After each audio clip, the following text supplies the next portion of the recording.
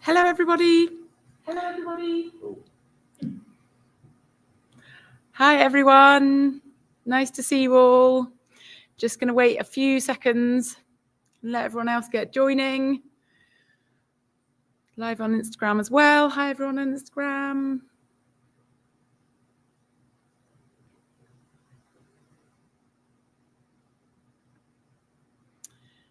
Hope everyone's good. Hope everyone's got a whiskey poured. Okay, so we're going to get started. Welcome everyone that's watching live. Hello to everyone watching on catch up later. Lovely to see you all. I'm Annabel and I'm the founder of Ncnean. By way of introduction, I started working on setting up Ncnean more than 10 years ago, and we built it from scratch up here on the west coast of Scotland. We're broadcasting from our still house today. And my mission then was the same as our mission now, to pioneer sustainable production and produce light and delicious spirits. Now, for today, I'm going to take a back seat and let Gordon and Matt do the talking, but also be keeping an eye on questions. So please do put comments and questions in on whatever platform you're watching on, and we'll make sure that we cover them at some stage. And also a word of warning, we are reliant on our normally excellent West Coast internet. So if you do lose us for a bit, please bear with us and we'll be back as soon as we can. So the purpose of this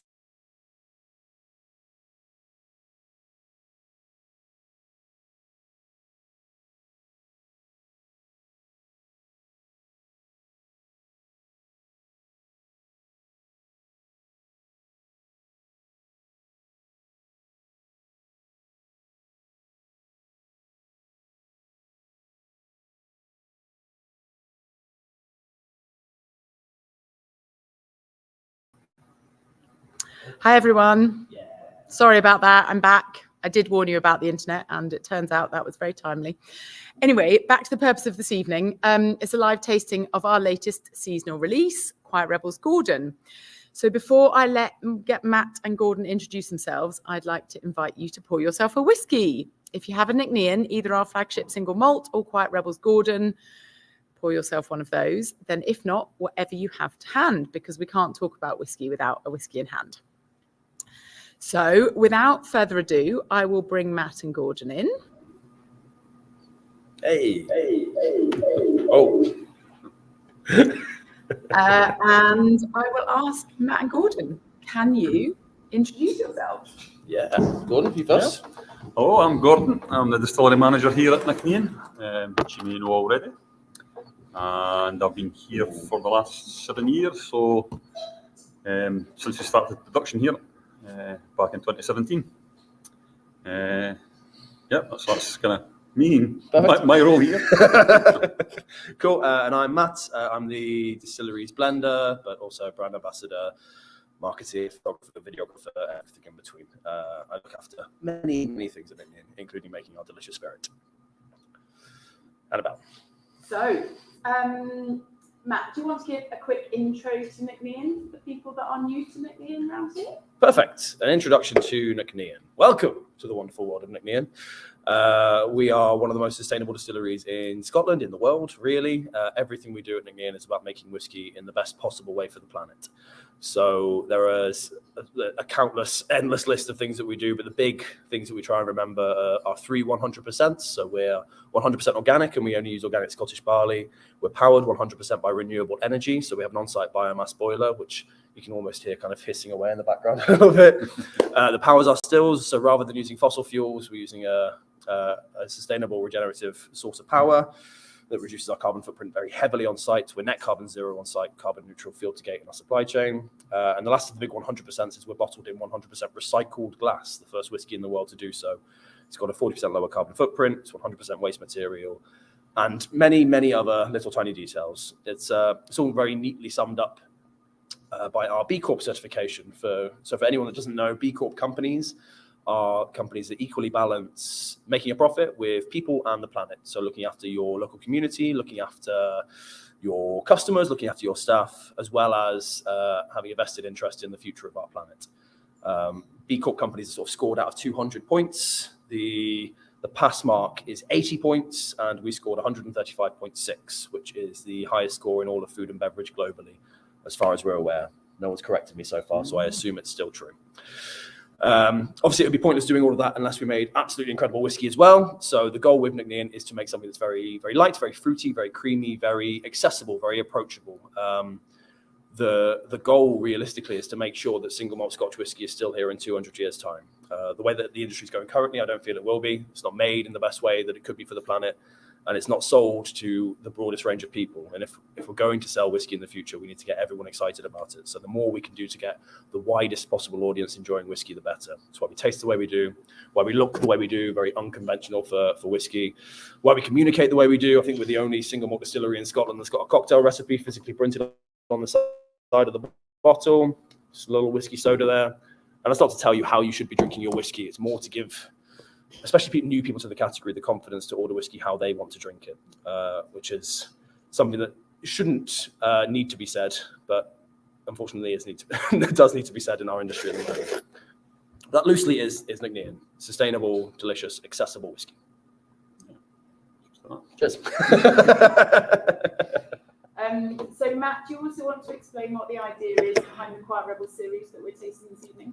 Of course. So the Quiet Rebels series, it's by far the most fun I get to have every year at the distillery, because I get to sit down with someone that works for the company every single year, a new person, and I make a whiskey with them, for them, from our stock, and then we release it. So every year, not only is it making a brand new whiskey, new flavors, it's working in a completely new way, understanding every individual that works for us and what they're looking to produce, what they like in whiskey, what they like in flavor, what they like in the category as a whole, and then how we can best represent that in a very Ncnean way and share it with all of you lovely people who do these tastings. Awesome.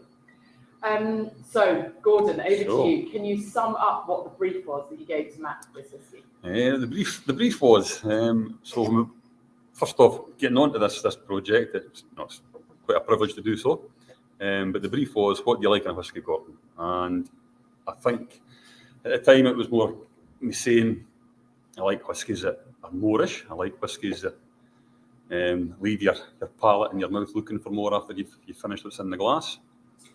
Fruity kind of whiskies, and I think we summed it all up with them by just saying something that's tasty, Matt. That'll be what we're looking for. And thankfully, he's produced that. We've had a few different recipes to try, which was again enjoyable because none of it was unpleasant, that's for sure.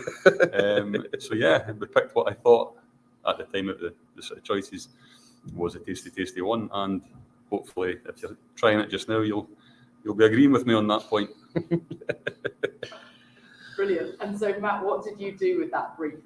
And what did you end up making? Well, like I say, it's a different challenge every year making Quiet Rebels, because you're dealing with a different individual and a different style of whiskey every year, but also trying to decipher, in this case, what does tasty mean? How do I turn that into a whiskey? Some people are more challenging than others. So we've gone. We did some like a little bit of delve into his whiskey history and the things that he liked there, but also some side-by-side tastings of some different drams, and then we can say, if this one that you've tasted has that quality that you're after, then that's the kind of thing that we can aim for, and we can try and replicate those flavors in different ways. The main thing that we did decipher from tasty is texture, its richness, its viscosity. What really chewy, oily, just very full whiskies that really coat your tongue, really coat the mouth, really leave a long finish, and add just a lot of just decadence and like a velvety, glossy feeling. Perfect. So that's what we did. This is a mixture of 3 different cask varieties.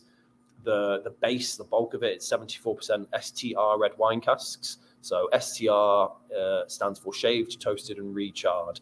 And these casks, the process that have started life working in the wine industry, that have been used for something like a Rioja, a Tempranillo, something that's very fruity European wine. It would have been used for its full term in wine, so probably 5, 7, 8 years. And then we take that used cask, the spent cask from the aspect of the wine industry, and then recondition it. So we shave 2 millimeters off the inside of a cask using a big drill, and then the cask is toasted and recharred. And that process not only rejuvenates the oak, so you have a fresh layer for maturation, you have a fresh cask again that's perfectly usable.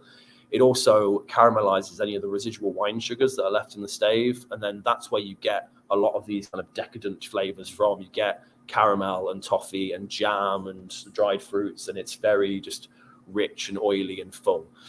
So that's like the backbone of this whiskey. Our STR casks are full of toffee and sweetness. They are full of fruit, and it's very conserve, jammy, dried, rich fruits. They're also a little bit spicy. I associate them ghosts. The ghosts are fine. Don't worry about that. So those kind of like toasted bready notes, like caraway and rye bread, where it's spicy and fresh and rich and light. The next set of casks are traditional sherry butts. So a 500-litre enormous cask that was previously used for maturing Oloroso sherry. These casks are decadence, like pure and simple. They're incredibly fruity, incredibly rich, very Christmas cake spicy. So really sweet and luxurious. It's like an even richer version of STR with even more fruits and even more rich, less spice, but the spice that is there is very cooking spice, nutmeg, clove, cardamom, like kitchen spices, fun. And it's much lighter in spice. It's more about that kind of weight and fruitiness. And we use 19% in this recipe, which is enormous for us. In our core whiskey, we only use 2% of sherry, because I've always considered these casks to be like seasoning. It's like salt and pepper, because they're so heavy and rich. In our normal whiskey, they would overpower, they would dominate, and it wouldn't create this light, fruity profile that we're aiming for with our flagship expression at Ncnean. But it does, in this case, like add just a lot of richness and fullness. Yeah. So at this stage, we've got, what's that, 93%, quick maths, of the blend built, and it's all very heavy and rich. So we need something to balance that. And we tried a few different options. We tried a rum casks to maybe add some spice to see if we could drag it that way. That didn't work very well. We tried just the bourbon casks to see if our normal Ncnean profile would work, and it wasn't quite right. The last thing we tried was the Riva Salt, the red French sweet wine, which normally would be quite a heavy, rich cask, but in this case it's more acidic and fruity. I got a very like clean fermented fruit vibe about it, so you're getting these kind of tropical, bright, borderline acidic, fresh flavors. So it's still fruity, but it's added this kind of dimension of balance and just the right amount of levity, so that this whiskey isn't too heavy and thick and flabby. It's still full, but it's rounded and light. It's got that little bit of zip at the end. And that's how I made this whiskey. And well, first of all, Gordon, what's the verdict, and what are the kind of formal tasting notes, Matt, that you've written for it? Oh gosh, I need to remember the formal tasting notes. I can give you the verdict first of all, and the verdict is, to my opinion, very, very good. Excellent taste, and I think when we did sample the 4 options, this one does stand out for me anyway. It definitely ticks the boxes, as in the moreish, the leaving your mouth kind of looking for that. Oh, that was nice. I'll have another wee sip of taste of that. You know? Sounds well. And getting that in at the back of your mouth at the side, in here, and you feel your tongue working and drawing your inside your cheeks together to make sure and extract all those flavours, you know. So yeah, it's a winner. Cool. I can't remember what the formal tasting notes are, but I can tell you what my tasting notes are, right? The informal ones, the ones I'm getting right now. The first thing is that texture. It is big and chewy and decadent and just very mouth coating and luxurious. And there's like when you're kind of like writing down different styles of texture, this is more on that kind of buttery side, where it's a very full, glossy version. So it's not necessarily like exceptionally oily, and it's not particularly, well, I say it's not particularly creamy. It is creamy, but for me, it fits in that kind of butter stage, where it's almost between creamy and oily, where it's full and luxurious. Flavor-wise, it's bucket loads of fruit, and it's all very rich. It's like plum and fig jam and red berries, and it's all kind of condensed, preserved fruits. It's on the sweeter side, let's say, less fresh, but very indulgent and full. Rounded, aye. And then spice again, like it is very kind of Christmas cakey. a lot of that is the sherry cask influence, where you're adding even more decadence to this very decadent thing. So it's let's say warming, homely, endearing as a whiskey. Awesome. Endearing's a good tasting note for a whiskey. And Matt, you mentioned there our flagship single malt and the sherry element in that. Can you maybe do a bit of a broader comparison between the two? And maybe of course. Yeah. What's in the flagship single malt? So in our flagship expression, it's still 3 cask varieties, but in different ratios, and the goal is completely different. The goal is for creaminess, it's for citrus, it's for juicy fruits, peaches, apricots, freshness, and still have that kind of element of spice. It's what I consider now to be like a Ncnean spice, where it's caraway, rye bread. It's a bright, warming, kind of comforting spice. The cask makeup in this, so rather than the 74% STR red wines that we've got in the Quiet Rebels Gordon, the shaved, toasted and recharred red wine casks, it's 55% STR red wine, so a little bit less. And then it's 43%, we say bourbon casks, but bourbon and American whiskey casks. So some will have been first for bourbon, some will have been used for bourbon, then used for American whiskey, and then come to us. They're my personal favorites casks in the entire distillery, because you get a lot more of the distillery character through, and they are very just clean, fresh, creamy, bright, delicious casks. So we use a mixture of both of those, a mixture of different ages as well. So this is sort of 3, 4, 5-year-old stock currently that's intermingled roughly. I don't know if I'm allowed to talk about the different percentages and things legally. Yeah, for about 20% 3-year-old, 60% 4-year-old, and 20% 5-year-old stock currently in the core expression, which gives you that, for us, is that right balance of the real fresh, zippy flavors that you get when it's a little bit younger, and a little bit more of the warmth and sweetness and the toffee from the slightly older expressions.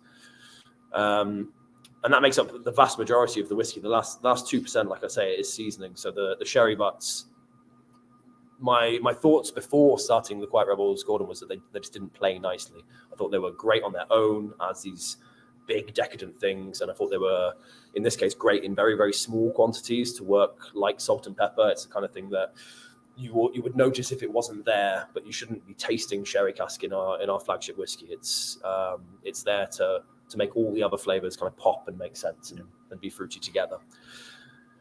And that's it. Yeah. Thanks. Well, we've got some questions coming in. Oh, so wonderful. Let's answer some questions. The first is peat going to be a thing in your malt in the long term? Never. And why is that, Matt? So, Ncnean will never use peat. Historically, we understand the need to use peat to create single malt Scotch whiskey. From a flavour perspective, especially me and Gordon both agree, it's utterly delicious. We really like peated whiskey. Morally, I think, from a modern point of view, especially starting a new distillery from scratch and knowing the importance of peatland in the carbon structure of planet Earth, the importance of keeping as much of it in the ground as possible, I think it would be morally egregious to cut up a natural carbon sink and burn it just so that the whiskey tastes a bit smoky. So there will never be any peated malt at Ncnean. We'll never use any peated casks because that's just kicking the can down the road, really. I'd be fascinated to look into alternate smoking options if the SWA let us, and if we can find a more sustainable solution for that. That's a very, very long-term project, but it would be utterly fascinating to try and change that for Scotland, to find a sustainable alternative so that we can continue to enjoy smoky, interesting whiskies like in that way, but not have such a heavy impact on the planet while we're doing it.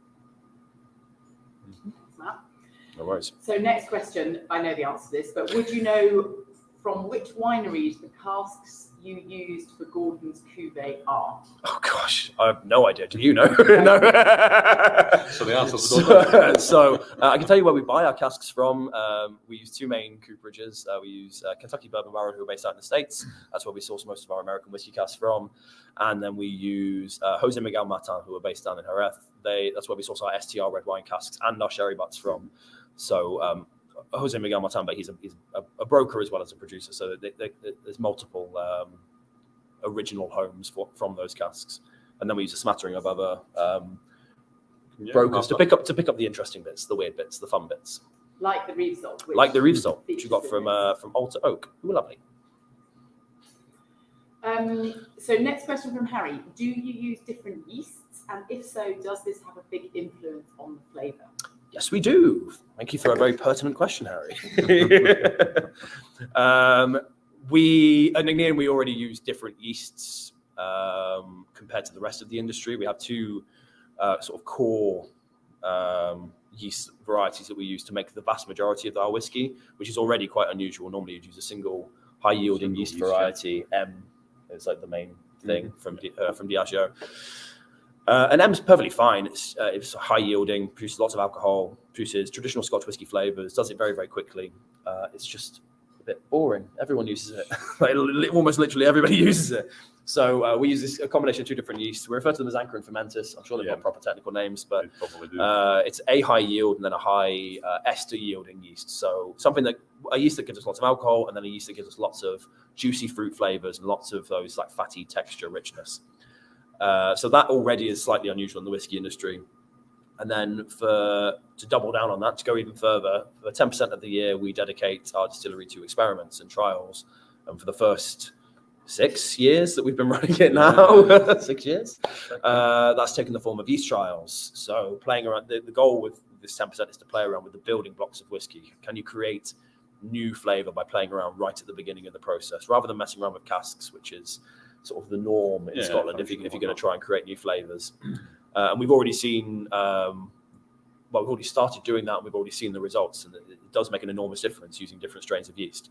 So every spring we run another seasonal release. So Quiet Rebels we do every autumn. Every spring we release something called Huntress, which is the fruits of these experiments.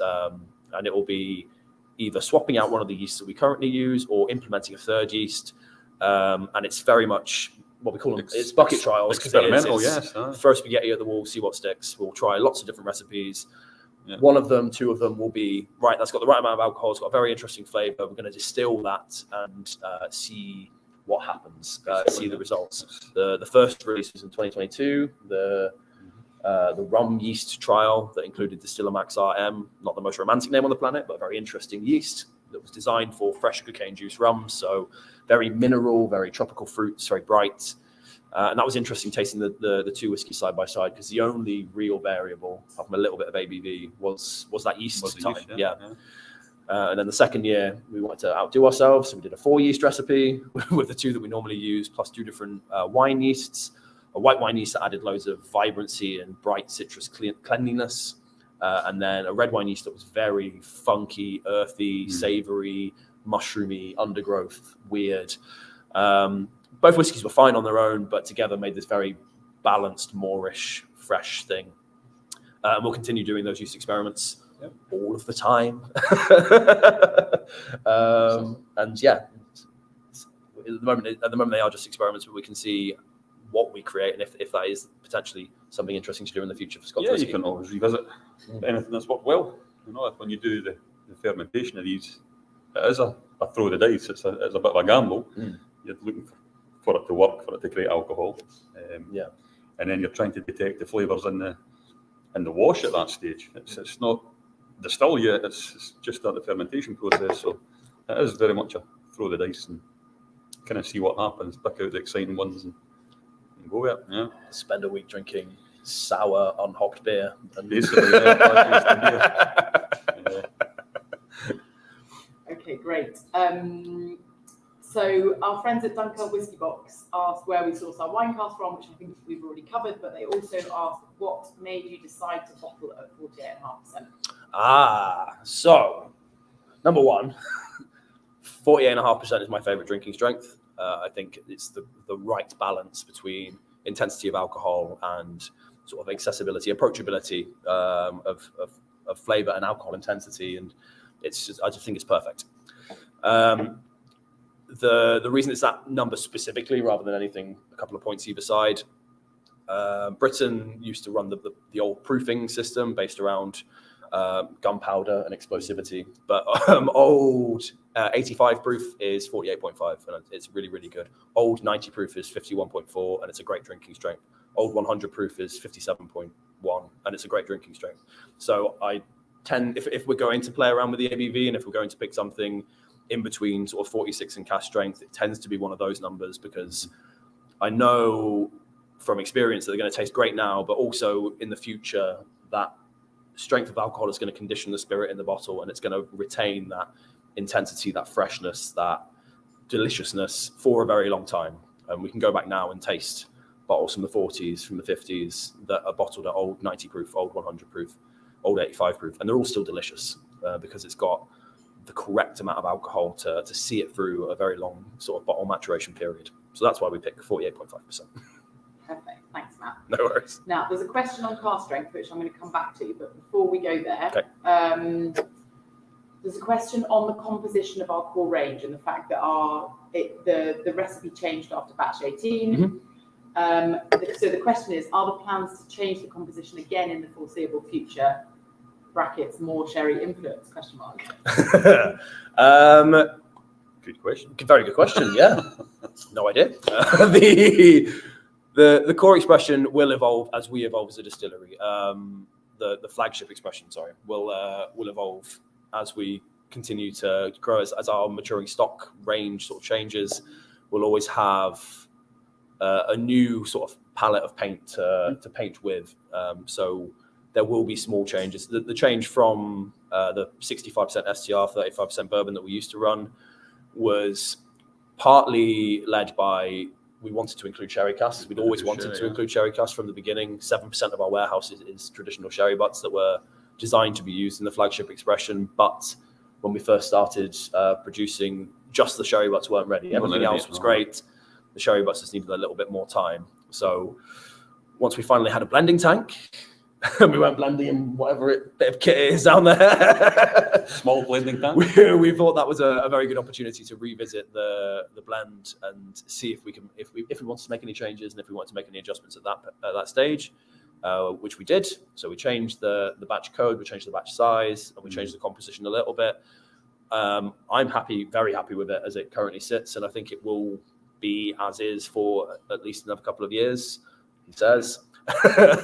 But it's something that we'll constantly taste and revisit, and if we find something that we think is better expression of what we're aiming for at Ncnean, which is it that incredibly accessible, delicious whiskey? Does it taste of citrus? Does it taste of peaches and apricots? Does it taste of like bread and spice? Is it very, very creamy and decadent?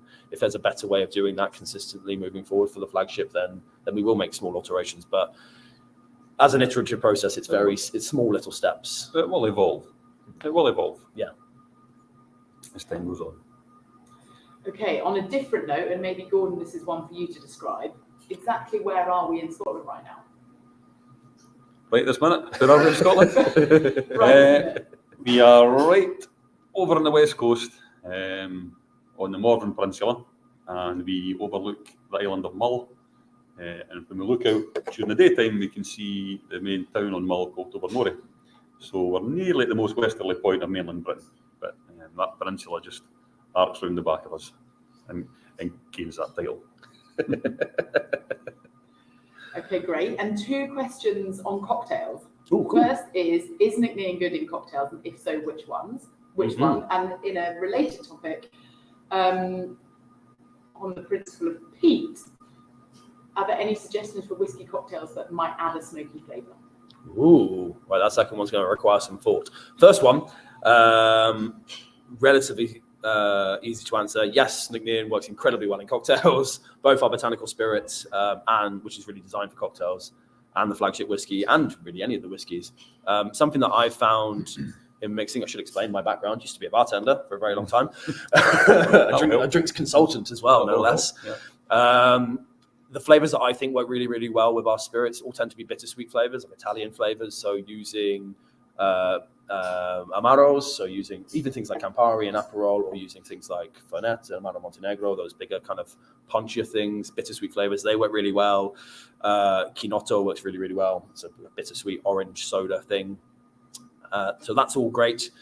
Specifically for the whiskey, something that we've been doing a lot lately and drinking a lot of lately because they're divine and very innately chinnable would be whiskey espresso martinis. So just take a normal espresso martini and substitute the vodka for whiskey, and it's better. Whiskey and coffee work really, really well together, as proof in things like Irish coffees and not scofflaws, revolvers and things. But yeah, whiskey and coffee naturally go really, really well together. And whiskey espresso martinis are fantastic. With our botanical spirits, raspberry as a flavor works really well as that kind of bittersweet thing. So the bittersweet thing, botanical spirit Negronis, heaven, really, really good. 2 parts Ncnean, 1 part sweet vermouth, 1 part Campari. Yummy, very glossy, herbal, floral, soft version of a Negroni. Clover clubs, really, really good. So a gin sour with raspberries. You get that play of the maltiness at the base of the botanical spirit that works really well with the raspberry. That little bit of florality kind of rounds it all out. And smoke, right. Mm-hmm. I've got a question for Gordon, so you can have a think. I'll have a think, and you can do that. Frantically Google cocktail recipes. So, Gordon, what is your history in the whiskey industry, and did you ever think a whiskey would be named after you? So, start at the end of that question and say, no, I didn't think a whiskey would be named after me. But here we are. And the background in the industry is I started out as an apprentice coppersmith. So time served coppersmith, and then moved to Portland Grain Distillery in Glasgow on the maintenance team there, where we had slightly different disciplines of daily work. And then from there to Oban Distillery, and that's where I learned how to do the process really. Was at Oban. And then here at Ncnean in 2017. So, yeah, just about 30 years.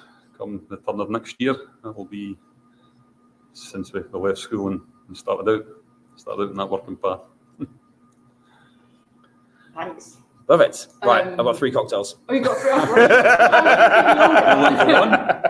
3. So 1, you can cheat. You can add some peated whiskey. You can make a penicillin.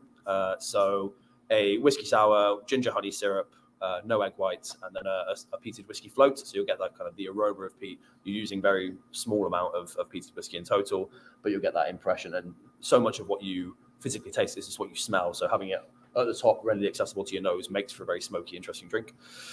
You can make a kind of smoky Rob Roy Manhattan kind of thing by just using thicker, richer, spicier cacamaros instead of sweet vermouth for the base. So there's a drink whose name is obnoxious, so I won't say the name, but you can use Ncnean for the base and then use something like Ramazzotti, which is a very kind of pungent Italian Amaro, and then use like the heaviest bitters you can find. So like Fee Brothers Whiskey Barrel Aged bitters are really, really good.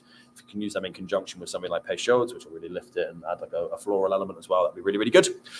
And then lastly, you can, one of my favorite drinks is drinks families are called Harvest-ish. It's a Sasha Petrasky thing. So you have a split base with, it was normally like a rye whiskey and a Calvados. So you have like grain and apple. So you could do something like that here using Ncnean, and then something kind of apple-y, but then add another kind of smoky rinse on the glass. So you'd have that split base, you'd have your Ncnean, you'd have your Calvados, your apple brandy. You can add some bitters, some sugars, and make that into an old-fashioned. You can add some sweet vermouth and make that into a kind of Manhattan thing. You can add lemon juice and sugar and turn it into a sour. Like all that works. But if you rinse the glass with mezcal, so you can add kind of smoke from this Mexican agave smoked thing that is inherently smoky. Just put a dash of that in the glass, rinse it around, chuck it out, and you'll get that aroma hit again. That's not using too much, but it's going to bring in that kind of extra dimension of smokiness. Perfect. And so while we're on adding things to whiskey, there is another question, which is where do we stand on adding a drop of something to open up a neat whiskey? Do it. Yeah. Easy answer. Yeah, I would recommend adding a wee spot of water. It is, yeah, just the tiniest wee spot. And yeah, so me, that's how I would normally have it. Perfect, yeah. Like the attitude we have at Ncnean, as you've seen with a cocktail recipe on the bottle, is it is your drink. You drink it however you want. If you want to add water to it, great. If you want to add ice to it, great. If you want to add Coca-Cola, kombucha, cardamom bitters, whatever, iron brew and whiskey's delicious. Anything you want to add, and if you're drinking it and you're enjoying it and you're happy, we're happy. Like that's how you should be drinking whiskey.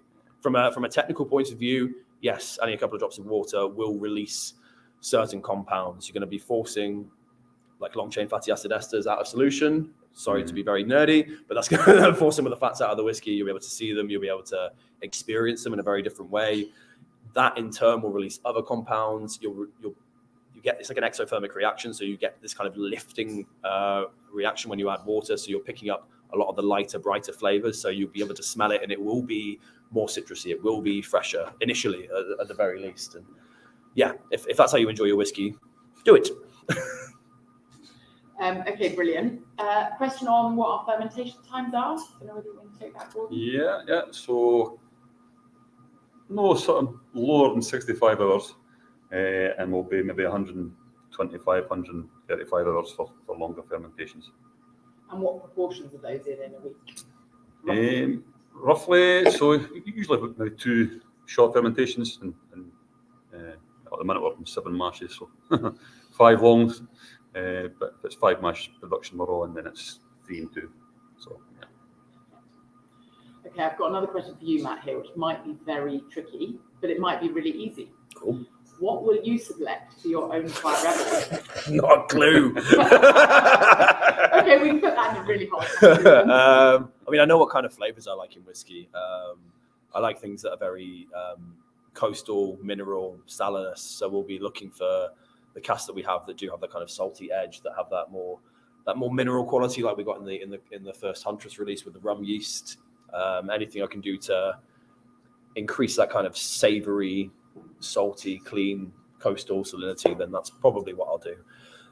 But it's what, 3-4 years away? 4 years away?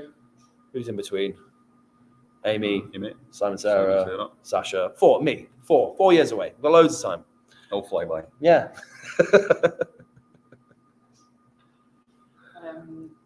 Okay, I'm going to come back in. Hello, everybody. I'm just popping back in here to answer some of the other questions. So there was a question earlier on about cask strength, which is, do we plan to launch a standard cask strength? Now, this is very topical because we have a very small batch of a trial cask strength going out quite soon. That is launching in Germany with a few bottles at the distillery, and we're going to see how it goes. And if it is well received and it goes well, then yes, we might well roll that out more broadly. So watch this space. And a very pertinent question. There was also a comment on our topic of smoke about kilned malts, like a porter, which we have also considered. That is a little bit trickier from an SWA point of view as to whether it's allowed. Certainly you could not have an entire batch of whiskey made of porter style malt, but it is something we are thinking about. There were also some other questions about our free dram promotion. So we were giving away some wheat pouches of whiskey, which was awesome. We absolutely loved the reaction to that. And yes, we had lots of orders off the back of it. So thanks to any of you guys if you found us through that. It was a super fun thing to do. Also, a question about whether we've got any plans for exporting to Latin America. Not at the moment. We have just launched in the US and Canada, and we've got whiskey on. Well, we've actually got whiskey on the way to Mexico shortly, hopefully. So, but we are still a relatively small business, so just taking things step by step and trying not to overstretch ourselves is also important. So, but watch this space. And then one other question from Instagram, which is, where do we see ourselves in 10 years' time? It's a tricky question. Probably here. Here in the hopefully still talking about whiskey. And I think the most important thing that I would like to have seen Ncnean achieve in 10 years' time, apart from kind of much broader distribution, we're still super early in our journey. We only bottled our first whiskey in 2020. So we've got a long way to go in terms of spreading the Ncnean story, but I really hope that we have made another step change in our progress on sustainability. And I hope that the rest of the industry has also made a step change. And perhaps we've had a small... Oh, hi, sorry, team on Instagram. We're working off multiple devices here and it's a bit confusing. So yeah, I think I would love to see the rest of the industry having moved more quickly on their sustainability journey as well. And hopefully we've had a very small part to play in that. I think that is all the questions. I really hope I haven't missed any because there've been lots coming in. But that's been a really awesome tasting. Should we come round? Yeah. We're not far away. Not on Instagram. Oh, okay. Take us out of that one. Okay. Here we Love all it. are. Hey! Thanks everybody for joining us. It's been awesome to have you all. I hope you've really enjoyed it. Those of you that are watching on Catch Up, thanks again for joining. And most of all, I hope that you are enjoying your whiskies. Sanjivar. Sanjivar. Sanjivar.